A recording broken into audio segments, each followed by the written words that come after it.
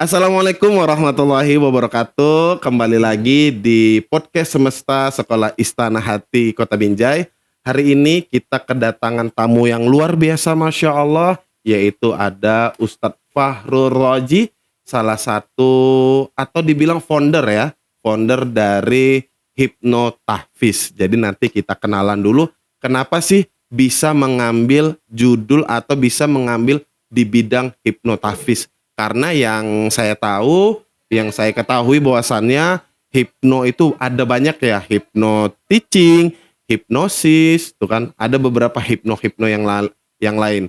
Jadi luar biasa sekali kita punya kesempatan bisa kehadiran tamu spesial pada Ramadan kali ini. Assalamualaikum Ustadz. Waalaikumsalam warahmatullahi Masya wabarakatuh. Allah. Baik Ustadz, gimana kabarnya? Alhamdulillah sehat. Alhamdulillah sehat. Baik Ustadz, langsung aja ya Ustadz, biar kita lanjut obrolan intinya. Ustadz, kenapa memilih hipnotahfiz? Itu dia. Apa itu hipnotahfiz sih? Jadi begini ya, bukan memilih sebetulnya, Jadi? karena memang ilmunya di situ ya. Jadi gini, benar seperti tadi yang disampaikan bahwa hipnosis ini banyak sekali peruntukannya ya. Iya. Hipnosis ini kan adalah cabang ilmu ya. Hipnosis ini cabang ilmu yang orang yang menggunakan ilmu hipnosis ini itulah disebut dengan hipnotis. Kemudian si hipnosis ini banyak dia dipakai untuk yang lain. Contoh dia untuk terapi. Makanya disebut dengan hipnoterapi. Hipnoterapi. Terapi menggunakan pendekatan hipnosis. Nah, kemudian juga ada hypno-teaching. Ya kan itu ya. Hypno-teaching, bagaimana teaching atau mengajar itu menggunakan pendekatan hipnosis. Ada dia juga namanya hypnoselling gitu ya. Hypnoselling itu kan menjual ya, menjual dengan pendekatan hipnosis. Nah, kemudian ketika saya belajar ilmu hipnosis ini, basic saya kan pengajar Quran gitu ya, pengajar Quran. Di mana dulu Ustaz? Dulu di Jakarta ya. Masya Allah. Karena seorang pengajar Quran, saya mau bawa kemana nih ilmu hipnosis ini kan gitu. Sehingga saya cari dulu, saya riset dulu kelas-kelas bagaimana menggunakan ilmu hipnosis ini ke dalam menghafal Quran. Iya. Dan akhirnya 2016 kita launching lah public trainingnya di Taman Mini. Tentang hipnotahfiz ini. Oh, hipnotahfiz, ya. Masya Allah. Nah, yaitu penggunaan hipnosis dalam menghafal Quran. Menghafal Quran. Gitu. Jadi setelah munculnya. Berarti bukan milih, tapi memang sudah diriset ya, sesuai dengan keahlian. Baik Ustadz, kalau mau saya tanya itu kelebihan sih sebelum kita caranya. Kelebihan untuk hipnotahfiz ini apa gitu? Ya, sesuai dengan tagline-nya sih sebenarnya ya, bahwa hipnotahfiz itu menghafal Quran semudah bicara. Jadi memang kita desain sedemikian rupa hipnotahfiz ini membuat orang-orang menyenangkan dalam menghafal. Karena nggak bisa dipungkiri paradigma orang dalam menghafal Quran saat ini kan memang menakutkan, sulit dan sebagainya lah ya, macam-macam hal-hal negatif. Padahal sesungguhnya menghafal Quran itu sendiri sudah dimudahkan oleh Allah. Makanya hipnotahfiz itu ingin membuat sebuah penjelasan bahwa menghafal Quran itu tidak serumit yang kau bayangkan loh.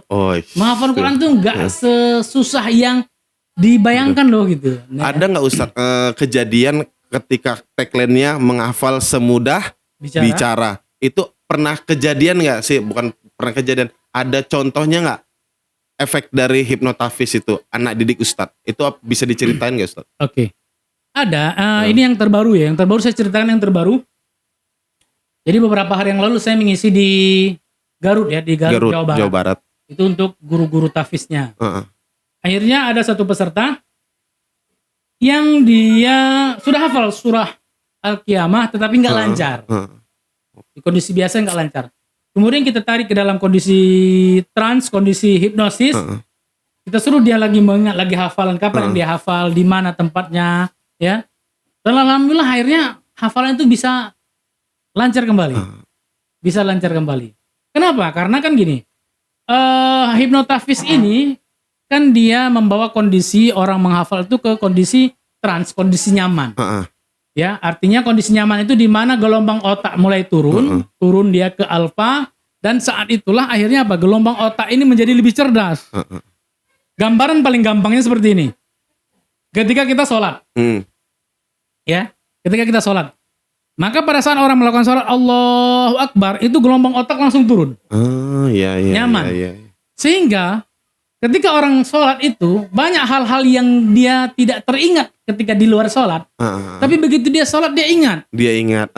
Iya betul tuh. Ingat dompet apa tadi ya? Kunci kereta awak di mana? Bisa gitu. Hal-hal yang tadi tidak teringat, dia teringat langsung ketika di dalam sholat. Oh berarti itu kondisi alfa kalau dalam alfa sholat. Itu. Nah, artinya gini, manusia ini semuanya punya kondisi hipnotik alami. Iya kan? Iya. Tanpa disadari. Tanpa disadari. Nah, tetapi dengan hipnotafis ini, hipno untuk menghafal ini, kondisi hipnosisnya itu diciptakan. Oh, karena jadi sengaja diciptakan. Iya, sengaja diciptakan. Karena misalnya dalam sholat tadi, kan dia aktivitasnya sedang sholat. Justru kecerdasan dia meningkat. Tetapi kan nggak mungkin ketika di dalam sholat kita diajak menghafal. Gitu. Iya. Makanya kondisi itu kita tarik lagi, kita bawa ke dalam dunia yang biasa. Tapi kondisinya kita buat seperti kondisi dalam sholat, di mana kenyamanan, kecerdasan otak di situ meningkat. Berarti kita masuk ke tips-tipsnya nih, gimana cara menghafal Quran dari perspektif atau pandangan hipnotafis. Gimana Ustadz tadi ya, menciptakan suasana, terus apalagi itu gimana Ustadz? Nah, yang paling gampang nih, yang paling penting sebenarnya gini. Cara menghafal, kenapa sih sebetulnya? Yang paling yang apa sih yang membuat orang ini menghafal ini susah? Memang yang pertama yang harus kita rubah nih mindset dulu. Mindset satu. Mindsetnya tadi kan orang menghafal ini susah. Memang karena gini, mindset yang salah diyakini sehingga menjadi sebuah keyakinan. Apa itu susah, sulit gitu ya. Jadi kalau istilahnya diblok ya, sudah diblok ya, mental block ya. Sudah terblocking gitu, bahwa menghafal Quran sulit segala macam gitu. Nah ini harus kita rubah. Nah ini harus kita rubah. Kita rubah bagaimana supaya mereka menyadari dengan sesadar-sadarnya bahwa menghafal Quran itu adalah mudah. Apalagi diberikan kemudahan sama Allah. Karena memang ada beberapa kasus dalam 1 bulan itu Ustadz, itulah namanya rahmat Allah, karunia Allah. 1 bulan dia bisa sampai 30 juz. Itu kan kalau secara logika mustahil bagi misalnya saya hidup udah misal 20 tahun kan, tapi hafalannya nggak sampai 2 juz gitu. Itu gimana Ustadz? Iya, itu tadi yang pertama, orang sudah menganggap menghafal jadi beban, akhirnya meninggalkan. Makanya kita di hipnotafis ini kita buat sensasi baru dulu, sensasi baru. Karena gini, sebetulnya kekuatan manusia, kekuatan kita menghafal, mungkin mau siapa? Mualim Ridho atau siapapun, kekuatan menghafal sama loh dengan yang lain.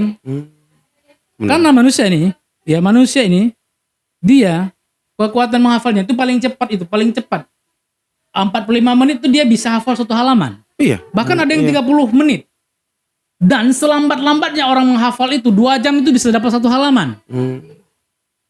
2 jam. Nah perkaranya kita nggak konsisten di situ. Setiap harinya 2 jam 1 halaman, 2 jam 1 halaman. Itu yang susah gitu. Ustaz. Yang pertama yang susah. Yang kedua sudah memblocking diri tadi. Wah nggak bisa, nggak apa. Padahal itu tadi selemot-lemotnya orang itu 2 jam itu dia bisa.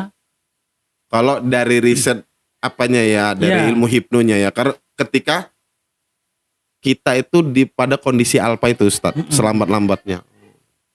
Jadi makanya di kelas-kelas saya mereka gini, ketika mereka yang mau menghafal itu menemukan kendala, mereka nggak mengeluh kepada kendala itu, tapi mereka langsung melakukan namanya self hipnosisnya.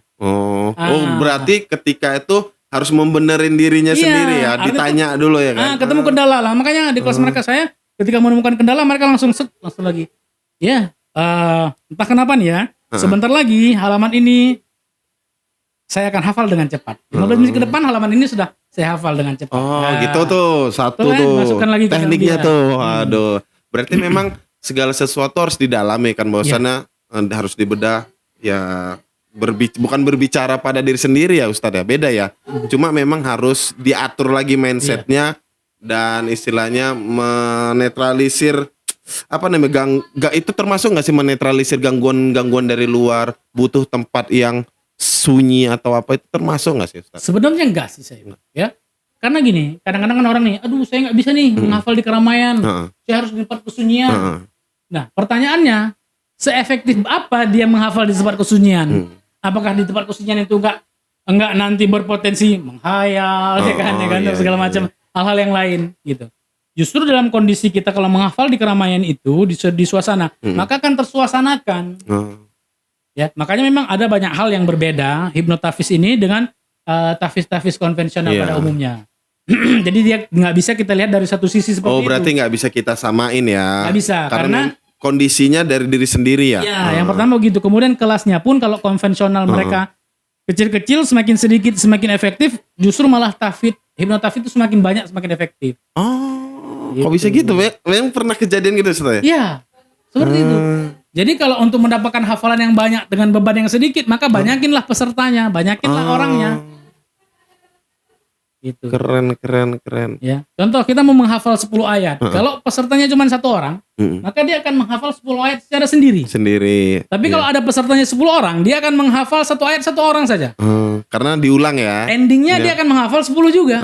Sama aja ya. Setiap apa yang dia dengar, apa yang dia ulang-ulang itu sudah bagian dari dia menghafal juga. Oke. Ustadz mau tanya apa tentang mental block itu sih, kayaknya memang sedikit aja sih ngasih tips lah untuk teman-teman semesta itu gimana untuk selain tadi kan salah satu tipsnya nanti ini dari baris pertama atau ayat 1 sampai 3 15 menit nih kan itu bicara sama diri kita kan itu. Ada lagi nggak selain tips yang kayak gitu Ustadz? Jadi kan mental block tuh gini tadi. Yang pertama memang dia harus kita latih dulu. Karena manusia ini memang nih mau tidak mau mental block semua kita punya. Karena manusia ini memang diilhami 2 potensi besar. Potensi yang positif dan potensi negatif. Ya. Falhamaha fujuraha wa taqwaha. Maka kalau 2 potensi tersebut kan nggak bisa dia beriringan. Jika satu dia dominan, maka satu akan kalah. Ya, positifnya dominan, negatif kalah.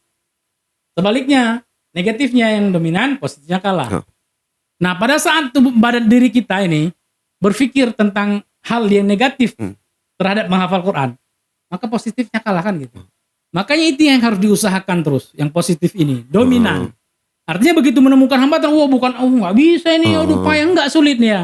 Memang saat ini nggak bisa, dan entah kenapa beberapa menit ke depan semakin saya ulang-ulang semakin hafal. Oh, berarti itu memang semakin diulang harus disupport. Iya, harus disupport. Nah, itu untuk diri sendiri. Yang terakhir nih Ustadz, untuk metode untuk keluarga nih, biar sama-sama mana tahu kan di sini banyak penonton keluarga nih Ustadz. Bagaimana menerapkan hipnotafiz di keluarga Ustadz? Game apa dulu yang harus dilakukan orang tua, lalu yang dilakukan sama anaknya? Karena kan banyak orang tua kadang taunya nyuruh gitu kan, sedangkan anaknya sendiri nggak didamaikan istilahnya kan gitu, istilahnya nggak ada kalimat hipnonya gitu. Itu gimana Ustadz dalam keluarga? Baik, untuk orang-orang tua sebetulnya ini sangat mudah sekali ya. Gini, yang penting ada kemauan. Ya, Kak, ya. Jadi yang penting ada kemauan. Karena gini, setiap rumah itu adalah rumah tahfiz harusnya. Setiap rumah adalah rumah tahfiz harusnya. Ya. Tapi kan sekarang kenyataannya enggak ya. Setiap rumah anak-anak dimasukkan ke rumah tahfiz. Iya betul gitu, ya. Makanya di hipnotafiz itu sebetulnya kita mengajak orang-orang tua itu pun juga menghafal Quran. Makanya tagline-nya menghafal Quran semudah bicaranya supaya orang-orang tua pun tergerak. Nah, yang pertama yang harus dilakukan juga begini, hilangkan dulu bahwa menghafal Quran, belajar Quran itu merupakan hal yang sangat menakutkan. Tuh, jangan takut atau hindari rasa takut ya. Jangan sampai terkesan bahwa menghafal Quran itu atau belajar Al-Quran itu hal yang menakutkan. Jadi menghafal Quran itu di rumah bisa kapan saja, waktu anak bermain, kan anak-anak bercanda. Maka dia orang tua yang diharapkan harus aktif juga. Makanya justru dengan hipnotafiz ini mereka satu keluarga tuh bisa menghafal bersama-sama. Contoh, ketika kita bilang, nanti kan seperti yang saya ucapkan tadi bahwa menghafal Quran itu mudah loh. Percaya nggak? Kalau nggak percaya kita buktikan. Berarti memang peran aktif dari orang tua ya. Karena memang dari kata-kata orang tua yang lebih banyak. Ya. Nah, ketika kita bilang seperti itu, percaya nggak? Yuk, baru menghafal bersama-sama kan. Yuk, nah sekarang mama nih ya, mama ucapkan satu kata yang kamu harus ingat. Oh, dan itu harus kalimatnya juga harus kayak gitu ya, yang harus kamu ingat. Yang harus kamu ingat. Misalnya tadi ayat menghafal dia kan, ya. Ara'aital ladzi yukadzibu biddin. Nah, kita potong-potong saja. Nah, kita kerjasama nih ya sambil bermain ya. Ara'aital ladzi. Suruh ulang aja dia sampai dia ingat. Baru kita ulang yukadzibu biddin. Nanti sambil bermain. Mereka kan tidak terasa sudah hafal. Iya. Nah kan? Nah ini dilakukan terus menerus.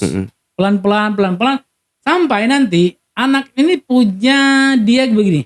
Metode sendiri gitu. Ya, kemudian dia langsung merasakan bahwa menghafal Quran itu ternyata yang menyenangkan ya, sama mama bisa sama ya. Mama bisa. Nah, ketika dia sudah merasakan menghafal Quran itu mudah, menyenangkan, dia nanti akan mencari level yang lebih tinggi. Oh, itu maksudnya mencari level lebih tinggi, mencari tantangan lebih tinggi gitu. Iya, Ma, aku nggak mau lagi sama mama di rumah, aku sama guru aja gitu iya, kan. iya, Nah, iya. dia akan belajar lagi dari itu. Nanti dari mulai tadi sepotong-sepotong, diamkan sebaris Sebaris gitu mulai ya. dengan satu surat. Nah, seperti itu. Masya Allah. Jadi membentuk dulu karakter bahwa anak-anak ini senang, suka dia menghafal Quran.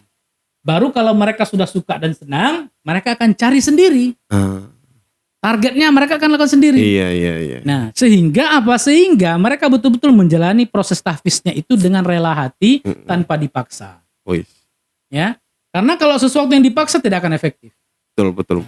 Ketika anak diajak menghafal dengan cara dipaksa, maka dia tidak akan efektif. Berarti di dalam kita mengajari anak dalam keluarga khususnya, hindari ya kata-kata paksaan. Ya. Kalimat ajakan lebih banyak ya, ajakan untuk bermain. Kamu dulu, biar ibu dulu.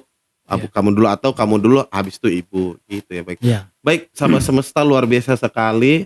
Salah satu tamu kita hari ini Ustadz Fahrul Razi, founder dari Hipno Tahfiz ya, yang Masya Allah baru kali ini saya jumpai. Dan pastinya seperti yang Ustadz Fahrul Razi katakan tadi, ketika kita mau menghafal Quran, ingat, hilangkan dulu rasa takut, hilangkan dulu rasa mengatakan nggak bisa. Karena apa?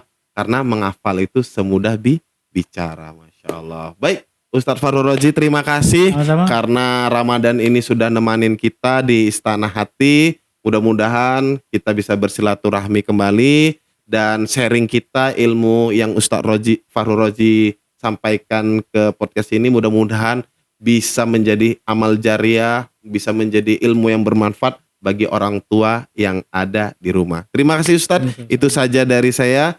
Saya Mualim Ridho mengucapkan terima kasih kepada sahabat semesta yang sudah setia menemani podcast kita sampai hari ini. Terima kasih. Assalamualaikum warahmatullahi wabarakatuh.